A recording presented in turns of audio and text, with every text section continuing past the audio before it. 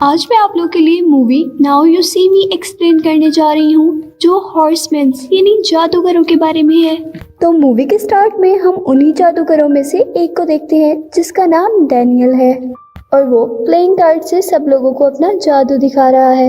इसे scene cut होकर merit की तरफ जाते हैं जो हिप्नोटाइजिंग मास्टर है, यानी वो किसी को भी हिप्नोटाइज करके अपना काम करवा सकता था। इसके बाद एंट्री होती है जैक की जो बोर्ड पर लोगों को जादू दिखा रहा था। आखिर में हमें हेनली देखने को मिलती है जो लॉस एंजलिस में अपना जादू परफॉर्म कर रही थी, लेकिन यहाँ एक मिस्टीरियस आदमी सब पर नजर रख रहा था। ये आदमी कौन है ये तो मिस्ट्री ही है जो हमें मूवी के एंड में पता चलेगी। यहाँ अब हम देखते हैं कि इन चारों को टैरो कार्ड्स मिलते हैं जिन कार्ड्स पर आई का सिंबल बना हुआ था और इस कार्ड पर एक एड्रेस और डेट भी मेंशन थी, यानी वो एक इनविटेशन था। अब वो चारों एक बिल्डिंग में पहुंचते हैं जिसका एड्रेस उस कार्ड पर मेंशन था। वहां पहुंचने पर उन्हें वो बिल्डिंग लॉक मिलती है और फिर जैक उस बिल्डिंग का ताला तोड़ता है और अंदर जाने पर उन्हें वहां पर एक रोज और एक पानी का मग मिलता है। जैसे ही रोज को उस पानी के अंदर डालते हैं तो फ्लोर में से स्मोक प्रोड्यूस होता है और साथ ही एक प्रोजेक्टर भी ऑन हो जाता है। इस प्रोजेक्टर पर उस शो का डिजाइन और डिटेल्स थी, यानी अब उन लोगों को साथ मिलकर काम करना था।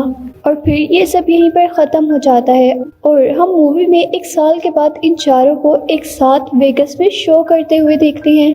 इधर शो में हम दो और नए कैरेक्टर्स को देखते हैं, आर्थर और थेडियस। आर्थर इस शो का स्पॉन्सर है और साथ ही एक बहुत बड़ा बिजनेसमैन, और थेडियस जादूगरों के जादू को एक्सपोज करने का काम करता है और उनकी ट्रिक्स की मिस्ट्री लोगों को दिखाता है। और इस शो में भी वो एक वीडियो रिकॉर्ड कर रहा था ताकि वो इन सब को पब्लिक में एक्सपोज कर सके।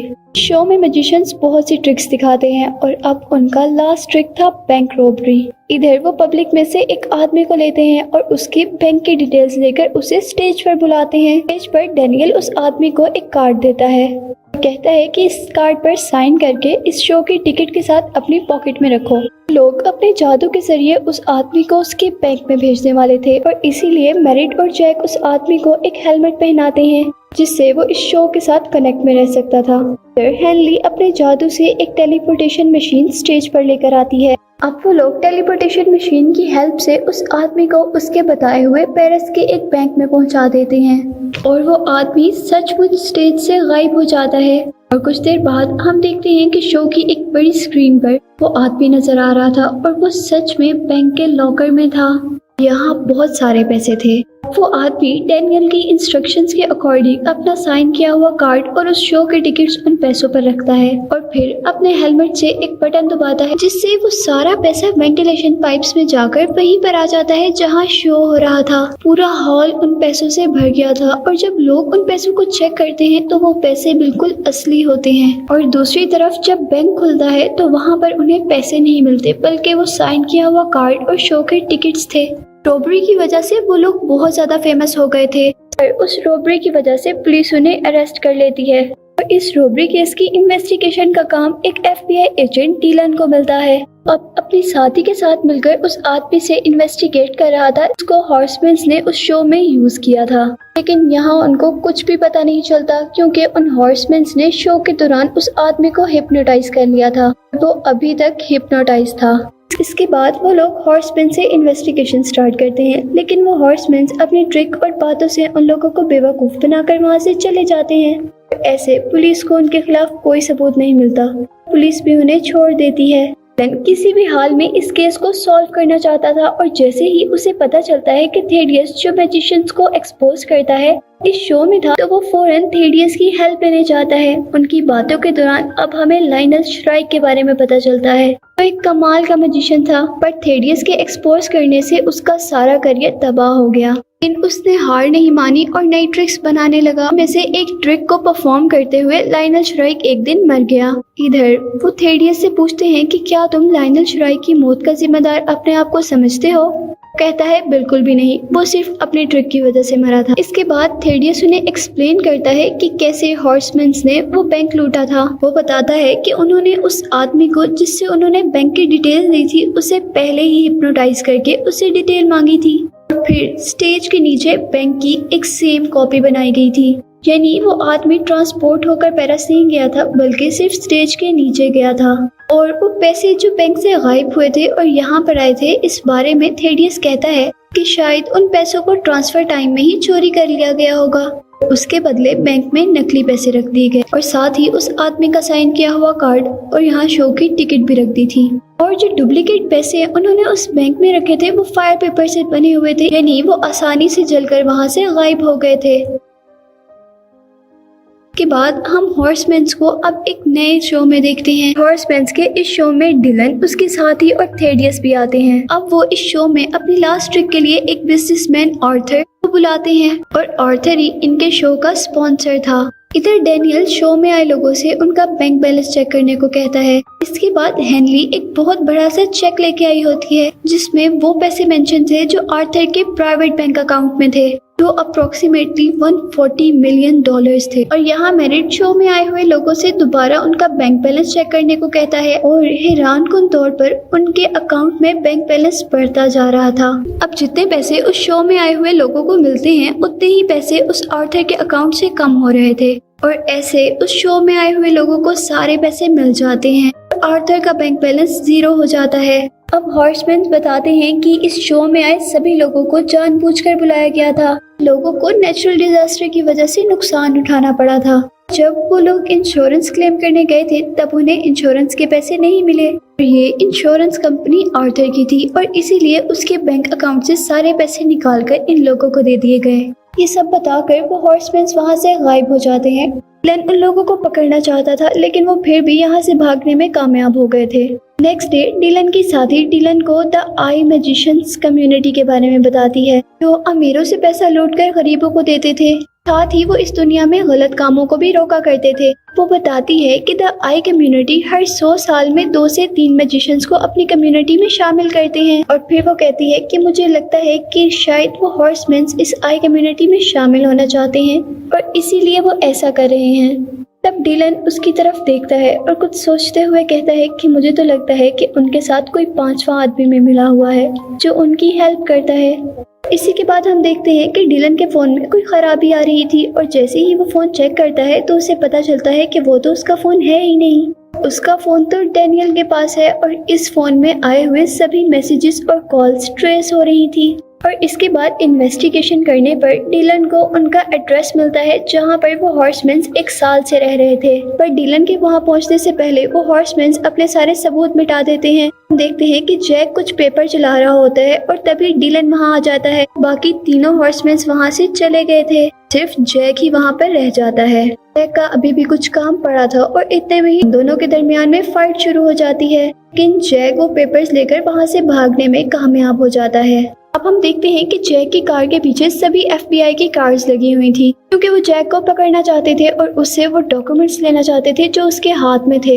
यहीं पर जैक की कार का एक्सीडेंट हो जाता है और वो मर जाता है। डिलन जल्दी से उसकी कार से वो डॉक्यूमेंट्स ले आता है और इतने में ही वो गाड़ी ब्लास्ट हो जाती है। यहाँ डिलन को उन पेपर से पता चलता है कि अब हॉर्समैन प्राइवेट सिक्योरिटी कॉन्ट्रैक्टर को लूटने वाले हैं जिसने मिलियंस डॉलर की करप्शन की हुई थी। इस चीज की इन्वेस्टिगेशन गवर्नमेंट भी कर रही थी और ये केस भी डिलन के ही अंडर था। और यहीं पर हमें ये भी पता चलता है कि डैनियल ने ये सारी इन्फॉर्मेशन डिलन के मोबाइल से ही ली थी। अब उनको पता चलता है कि वो सारे पैसे एक बहुत सिक्योर लॉकर में हैं और उस लॉकर को एक हाउस में रखा गया है। FBI की टीम उस बॉक्स की सिक्योरिटी के लिए वहां पर जाती है, लेकिन वहां जाने पर उन्हें वो हाउस बिल्कुल खाली मिलता है, यानी वहां पर कोई लॉकर नहीं था। और तब इन्वेस्टिगेशन करने पर पता चलता है कि डिलन के बॉस ने ही उस बॉक्स को ट्रांसफर करने की परमिशन दी थी, यानी उन हॉर्समैन्स ने उसके बॉस को भी हिप्नोटाइज कर लिया था। और जैसे ही अब डिलन उस ट्रक को ढूंढते हैं जिसमें वो तिजोरी थी तो वो देखते हैं कि वो लॉकर तो गलत है और इस लॉकर में सिर्फ बलून्स ही बलून्स भरे हुए हैं। यहाँ अब हम उन हॉर्समैन्स को YouTube की एक वीडियो पर देखते हैं जहाँ वो अपने नए और आखिरी शो के बारे में बता रहे थे कि उनका शो किस जगह और किस टाइम पर होगा और ये शो बिल्कुल फ्री होगा, इसे सारे देखने आ सकते हैं। और ये सब FBI की टीम को भी पता चल जाता है और FBI की टीम भी वहाँ जाती है जहाँ पर उनका शो था। यहाँ मैजिशियंस बिल्डिंग के अंदर से लाइव ब्रॉडकास्ट करते हैं। प्रोजेक्टर से बिल्डिंग के ऊपर शो हो रहा था। फिर वो लोग बिल्डिंग की रूफ पर जाते हैं जहां उन्हें FBI पकड़ने आ जाती है, लेकिन FBI उन्हें पकड़ नहीं पाती क्योंकि वो सिर्फ पुतले थे। तो देखते हैं कि यहाँ वो तीनों मैजिशियंस दूसरी बिल्डिंग के टॉप पर थे। वो लोग अपने फ्रेंड से बात करते हैं और साथ ही वो बिल्डिंग से जंप लगा देते हैं।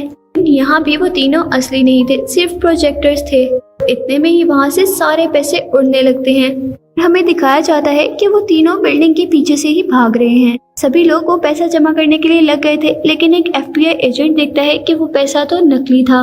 और फिर उनके लिए ये मिस्ट्री हो जाती है कि अगर ये पैसा नकली है तो असली पैसा कहाँ है। और इतने में ही थेडियस जो अपनी कार की तरफ जा रहा था, जब अपनी कार को अनलॉक करता है तो उसकी कार में से पैसे निकलते हैं, जिससे जाहिर होता है कि ये पैसे उसने चुराए थे या उसके लिए चुराए गए थे। और तब पुलिस थेडियस को अरेस्ट कर लेती है। और इधर डिलन को लगता है कि यह हॉर्समैन्स का 5वां साथी है। तो यहाँ डिलन जेल में थेडियस से मिलने आता है और थेडियस डिलन को कहता है कि मुझे पता है कि ये सब उन मैजिशियंस ने कैसे किया। वो कहता है कि जैक भी मरा नहीं है, वो भी जिंदा है। बताता है कि जिस गाड़ी में जैक भाग रहा था और जिस गाड़ी का FBI पीछा कर रही थी, वो दोनों गाड़ियाँ कोई और थी। जिस कार का FBI पीछा कर रही थी उसमें जैक नहीं था। फिर वो बताता है कि उस हाउस में जब तुमने देखा कि वहाँ लॉकर नहीं है और वो खाली है, भी एक सिर्फ स्कैम था, यानी उन्होंने उस लॉकर के आगे एक मिरर लगा दिया था, जिससे तुम्हें वो रूम खाली लगा। और इसी के साथ वो कहता है कि जब तुम लोग दूसरे लॉकर को ढूंढने गए तो तभी जैक वहाँ पर आता है,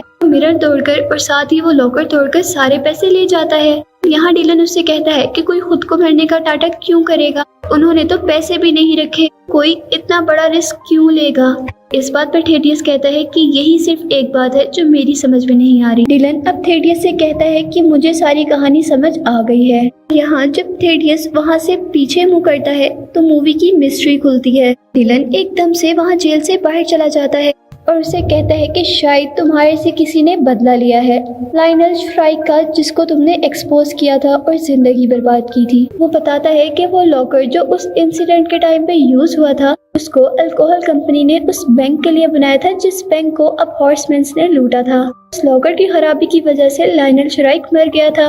लाइनल श्राइक के मरने के बाद उसकी फैमिली के लिए बिजनेसमैन आर्थर की कंपनी ने इंश्योरेंस क्लेम नहीं किया था और इसीलिए उस आदमी ने आर्थर के भी बैंक से वो पैसे निकाल लिए और इन हॉर्समैन्स ने इन सब को लूट कर लाइनल श्राइक का बदला लिया है। इन सब ने तुम्हें फंसाया है। और इसी के बाद जब थेडियस कुछ सोचने के लिए पीछे मुड़ता है तो अचानक डिलन बाहर आ जाता है, जिससे मूवी की मिस्ट्री खुल जाती है कि यही 5वां हॉर्समैन है। हमें ये भी पता चलता है कि डिलन ही लाइनल श्राइक का बेटा है और उसी ने ये सब अपना और अपनी फैमिली का बदला लेने के लिए किया था। और जो मूवी के स्टार्ट में हमने एक मिस्टीरियस आदमी को देखा था जो उन चारों पर नजर रख रहा था, वो भी यही था। ये चारों हॉर्समैन अब लॉस एंजलिस जाते हैं, जहां उन्हें लाइनल श्राइक का एक ट्री मिलता है, इसके अंदर आई का सिंबल बना हुआ था। और वो जैसे ही चारों अपने अपने कार्ड्स उसमें लगाते हैं, तभी वो देखते हैं कि वहाँ पर सारी लाइट्स, सॉन्ग्स, स्विंग्स ऑन हो गई हैं। और यहाँ पर अब उन्हें डिलन मिलता है, जिसे देखकर वो बहुत खुश होते समझ जाते हैं कि डिलन ने ही उन सबको इकट्ठा किया था।